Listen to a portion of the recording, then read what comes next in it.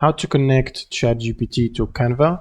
So first you want to open up your browser and go to ChatGPT and make sure you're signed into your account. Now all you need to do is click on the plugins on the left panel here and make sure you have a paid subscription on ChatGPT, otherwise you might not be able to link plugins. Now in here you want to search for Canva.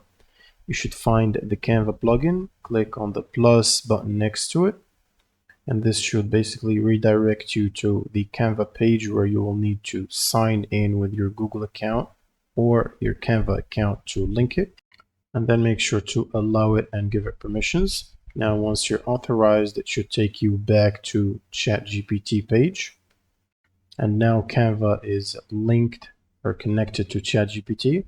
Now if you go to a new chat and click on the plus icon, you should find Canva here, or you can just type Canva and it will appear.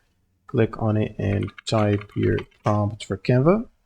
And that's pretty much it for this video. If you have any questions, leave them in the comments below, and see you on the next one.